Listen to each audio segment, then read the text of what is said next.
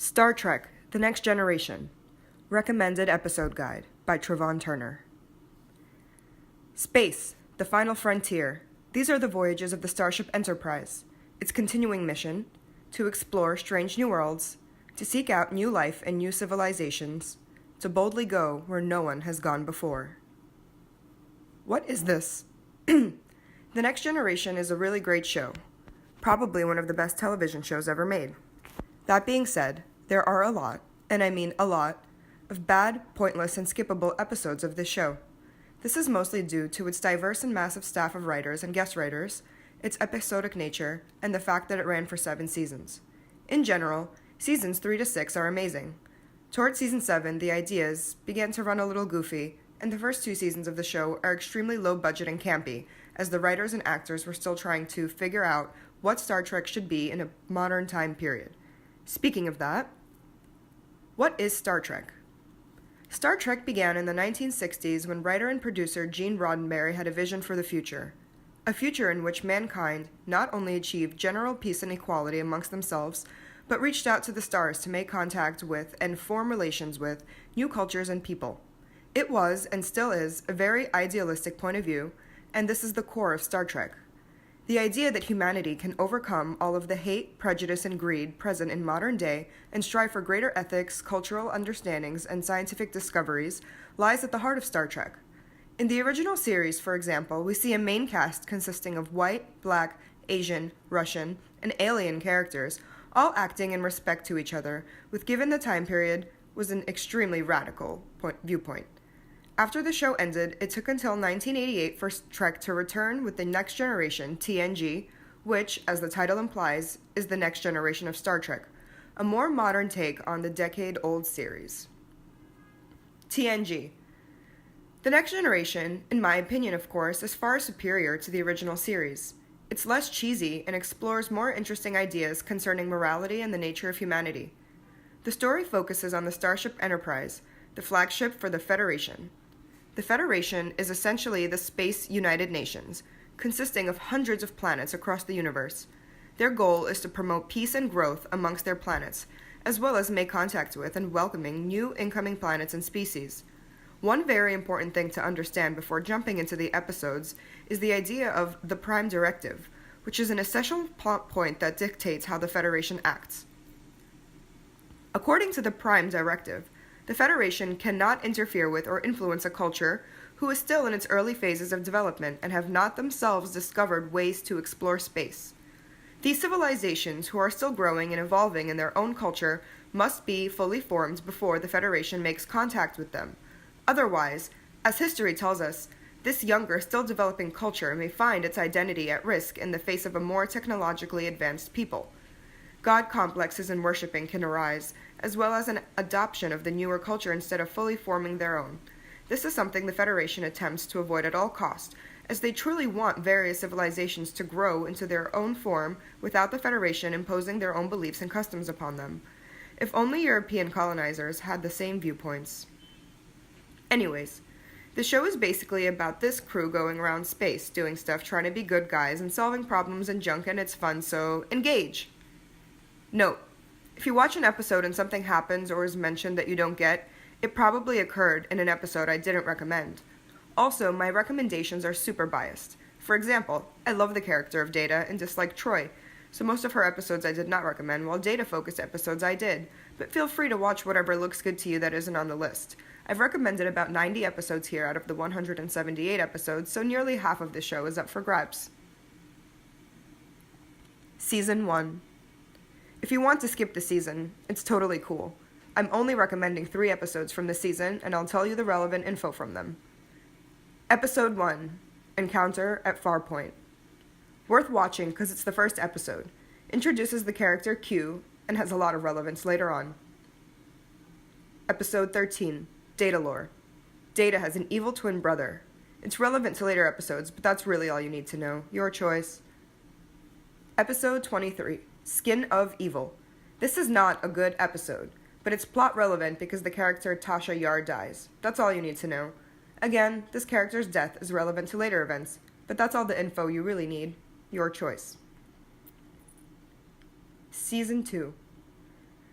Still not that great of a season, and for some reason Dr. Crusher is missing the entire season, so I don't know. It's got one great episode, which is Episode 9, The Measure of a Man.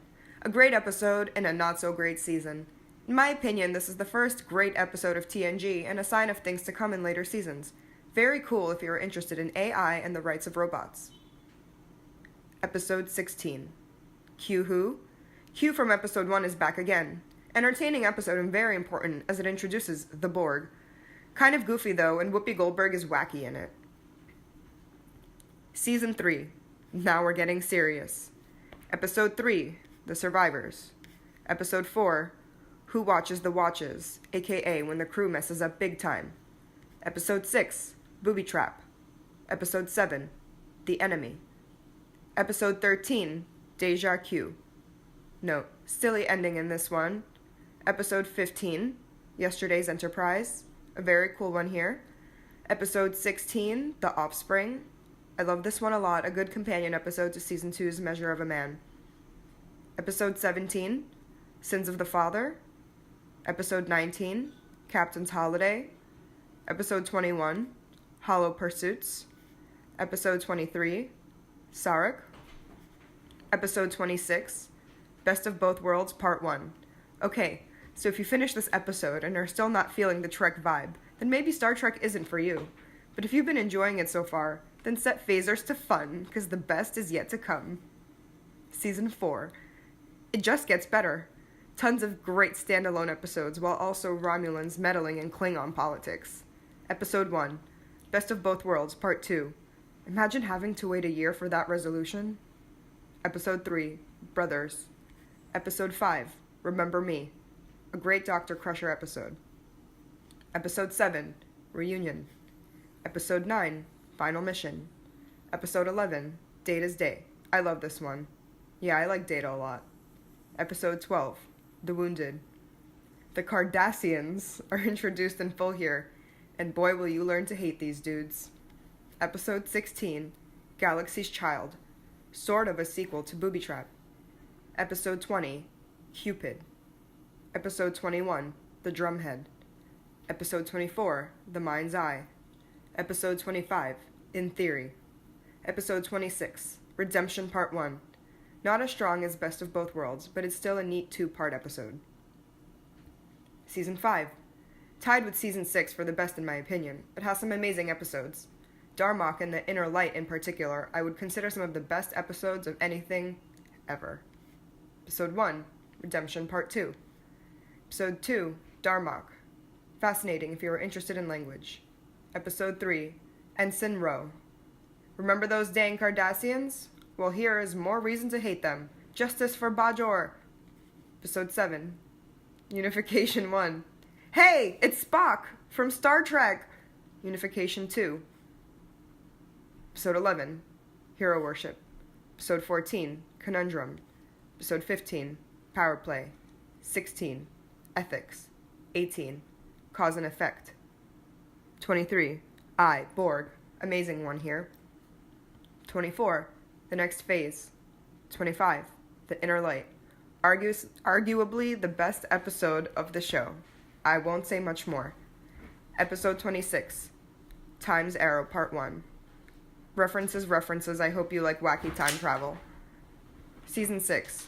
Who is worst? Romulans, Cardassians, or the Borg? You decide. Episode 1. Time's Arrow Part 2. 2. Realm of Fear. 5. Schisms. 6. True Q. 7. Rascals. 10. Chain of Command Part 1. 11. Chain of Command Part 2. How many lights do you see? 14. Face of the Enemy. 15. Tapestry. 16. Birthright Part 1. Deep Space Nine, the Star Trek spin-off show, is introduced in this episode. 17. Birthright Part 2. Episode 18. Starship Mine. 20. The Chase. 21. Frame of Mind. 22. Suspicions. 23. Rightful Heir. 24. Second Chances. 25. Timescape. 26. Descent Part 1. Season 7.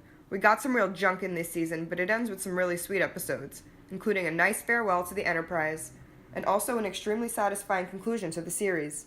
If you stuck around this long, you'll feel all warm and junk at the end. 1. Descent Part 2. 2. Liaisons. 4. Gambit Part 1. 5. Gambit Part 2. 6. Phantasms. 8. Attached. 9. Force of Nature. 10. Inheritance. 13. Homeward. 15. Lower Decks. 16. Thine Own Self. 21. Firstborn. 22. Bloodlines. 23. Emergence. 24. Preemptive Strike. A nice continuation of the Bajor Cardassian plotline, which is a huge factor in the spin-off series Deep Space Nine. 25 plus 26. All good things. And that's that. Hope you stayed through it all. If you are still craving more Star Trek, be happy to know that Deep Space Nine is also fantastic, with a much more serious and complex plot running through it. DS9 introduces tons of new races, moral dilemmas, and explores tons of themes concerning war and its effect on those involved. And it has a fantastic cast of characters, who all show quite a lot of depth and development throughout the series. Thank you for listening.